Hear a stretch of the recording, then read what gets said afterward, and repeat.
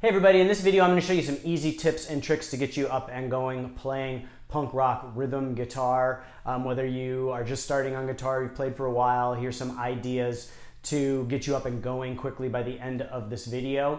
If you haven't seen my punk rock lead guitar video, I'll put the link for that video at the end of this video, so you can check that one out too. But before we begin, please like and subscribe. It really helps my channel out a lot. And check out my website, scottobryanguitar.com. I have the tab for hundreds of punk rock and grunge songs up there, plus some other resources. And here we go. All right, so usually the first thing people think of when they think of punk guitar is they think of power chords. So we're gonna start off with power chords here. Now, later in the video, I'm going to get into how a lot of punk bands don't even use power chords. A lot do. But we're going to talk about kind of the nuances of playing with other types of chords. But for the beginning, let's start with the power chords because they are pretty much the easiest to get going on. So basically, a power chord consists of two notes. So it's the root note of the chord and the fifth note in the scale. You don't have to worry about any of the theory here. When you're playing a power chord, like for example, this is a G power chord. We're going to play, I'm going to start off with two note power chords, and then I'll show you three note power chords. So for a G, we're going to have our root note, which is a G on the low E. That's at the 3rd fret. And then we're going to play with our ring finger at the 5th fret of the A string. Now that's a two note power chord that consists of the root note and that 5th in the scale. Now a two note power chord sounds pretty heavy. This can be used in a lot of hardcore music. It's used in a lot of kind of heavier moments in punk songs. The other version of the power chord is the 3-note version. And for the 3-note version, we're going to keep, if we're playing a G, we're going to keep our index finger at the 3rd fret, the G on the low E. That's the root. Then the 5th is at the 5th fret of the A string. So there's our 2-note. And then you can either use your pinky at the 5th fret of the D string,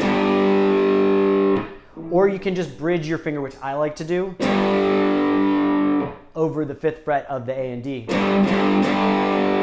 Now you notice they sound very similar. One's a little thicker, one's a little heavier. The 2-note tends to be a little heavier. The 3-note tends to be a little thicker. And so the main difference between the 2-note and the 3-note is we are just adding a second root note. These are the same notes. Those are both G's. They're just an octave apart. So we're thickening up that chord by adding a second G to it. But the form of the chord is exactly the same. So you don't really need to know the theory. Just know that there's a 2-note power chord and a 3-note power chord. And they sound similar, but they can be kind of used a little differently. Now if we move up to the 5th fret, that's an A power chord. And so forth and so on up the fretboard. Now we can also do the power chord with the root note on the A string. So if we want to play a C power chord, we go to the C note, which is the 3rd fret of the A string with our root finger, our first finger. And then we can bridge our ring finger across the 5th fret of the D string. We've got a 2-note power chord here in C. Now we can also bridge our finger across the 5th fret of the G string. And again, we've got a power chord here, except a 3-note version. So we can do these power chords up and down the E string or up and down the A string. Now it gets a little more complicated if you want to play power chords rooted on the D string. A lot of bands don't do that. There's other ways to do that, which I'm going to cover in later videos, not exactly in the extent of this video. One thing to note too, that if you add to a power chord that's rooted on the A string, so we'll take, let's say, that C chord we talked about earlier, index finger at the 3rd fret of the A string, that's our root note, it's a C, and then we bridge our ring finger across the D, G, and B strings. Now we're adding the 3rd of the scale, which you don't need to know, just know it's a different note, and that makes it a major chord. So you can even thicken up these chords rooted on the A string by adding that note and turning it into a major chord. All right, so now that we've covered power chords, we're going to move on to major chords. And major chords are probably the second most popular chord used in punk music. They may be more popular than power chords, it'd be hard to tell. But they're probably the most popular chord used in all music. And what we're going to talk about today first is the major bar chord. So taking our example from before where we played the G power chord. Now, if we add some notes to that power chord and bridge our index finger across the 3rd fret, that's a G root, since it's the 3rd fret of the low E is a G. And then we play the 5th fret with our ring and pinky on the A and D strings. And then we add our middle finger to the 4th fret of the G string. And then we continue bridging also with our index finger across the 3rd fret of the B and E.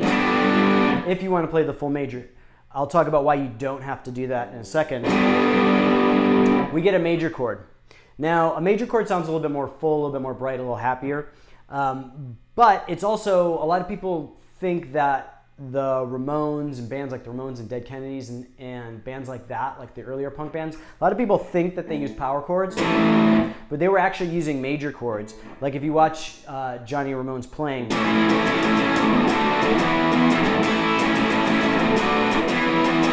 he's actually playing the major chords and he's playing a lot of these notes.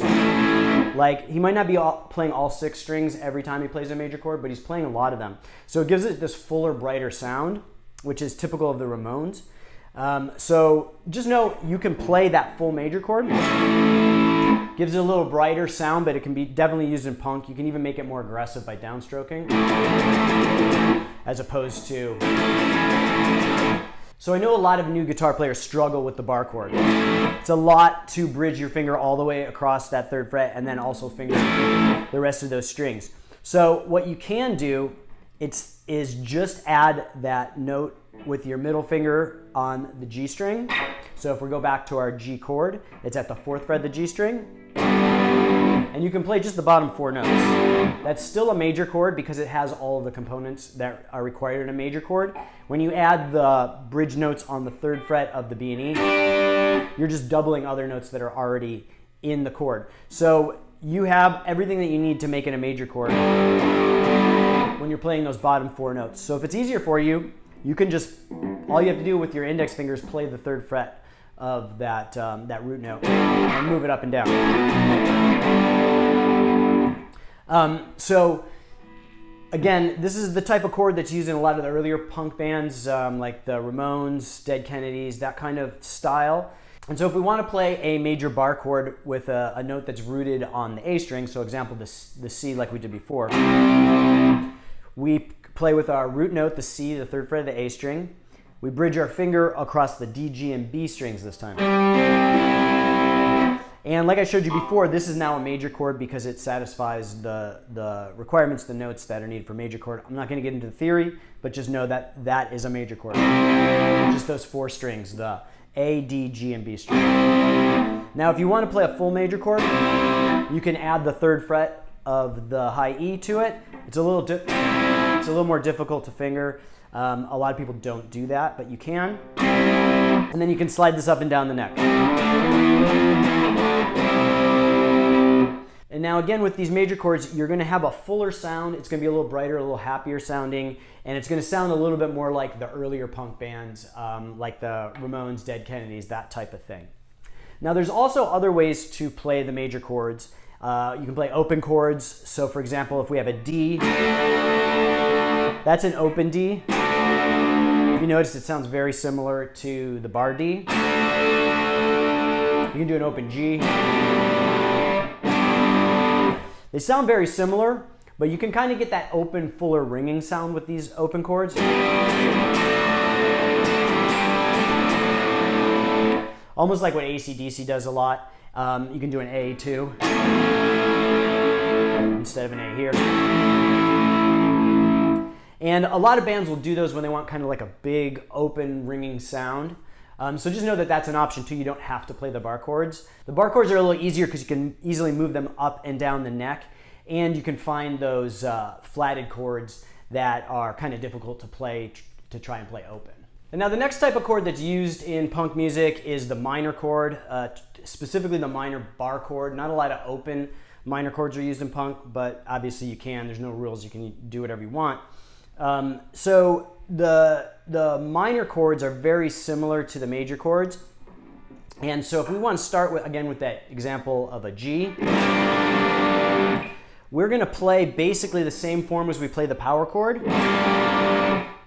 except we're going to bridge our index finger all the way across the 3rd fret like we did with the major chord. So we're going to do index finger bridged across all the way across the 3rd fret, and then ring finger and pinky finger at the 5th fret. And then we're going to play all the strings. Now, again, with the major chord, if you can't play all of those strings, it's hard for you to hold down. For a lot of new guitar players, it is. You can just play the 3rd fret of the low E, the 5th fret of the A and D, and then 3rd fret of the G. That gives you enough notes to make it a minor chord. And you notice the minor chords sound a little bit more gothy or ominous.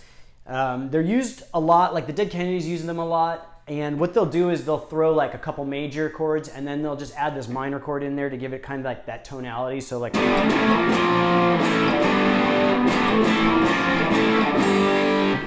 that's kind of a very Dead Kennedys-esque type chord progression.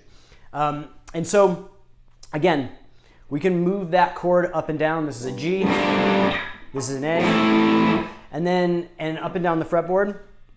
And then if we would like to play a minor chord, let's say go back to that C example, we want to play it rooted on the A string, we are going to play basically the same form as the major chord. So with a major chord, we have our index finger rooted at the 3rd fret, ring and pinky at the 5th fret of the A and D, and then middle finger on the 4th fret of the G, and then we bar all the way across. If we just move that whole form of that chord down one string, so now our root is on the A string at the 3rd fret, ring and middle at the 5th fret of the D and G, and middle finger at the 4th fret of the B string, we get the minor form of the chord rooted on the A string. And so similar to the minor chord that has the root on the E string, if you root on the A string, you can move this up and down. And it has a very kind of like Halloween type sound. A lot of punk bands will throw that minor chord like in there, do mostly major or power chords, and then just kind of emphasize a chord with that minor chord. And so then the last chord I'm going to talk about in this video is the octave. And now the octave isn't actually a chord. An octave is two of the same notes played an octave apart.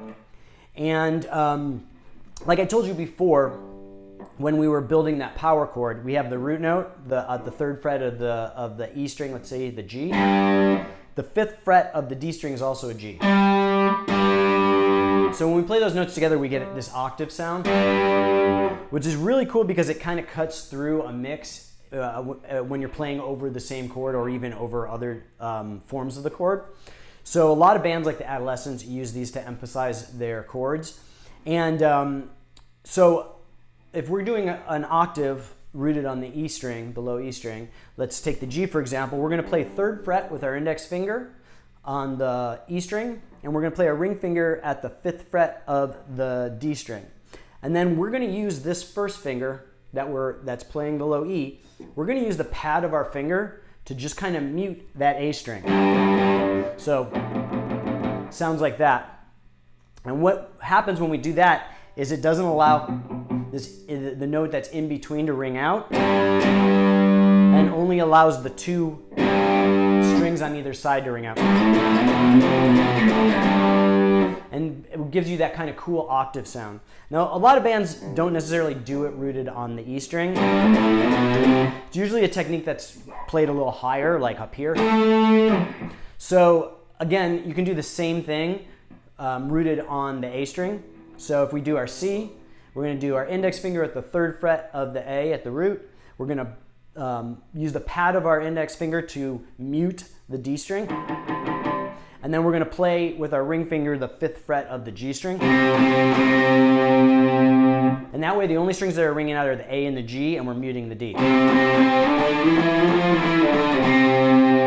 And then a lot of bands will kind of use these to kind of emphasize notes. So if we're playing up here, our root's on the A.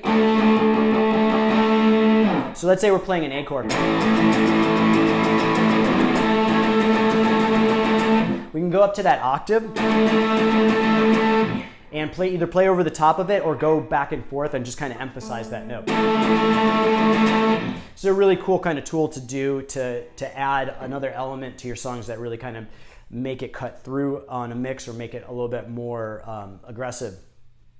And one thing to note when you're playing the octave with the root on the A string is I also like to use the tip of my finger to mute the E string, so that if I'm playing like real kind of aggressive or wild,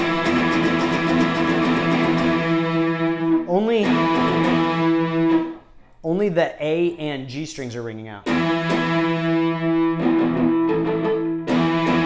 And it also kind of gives it that harmonic sound in between.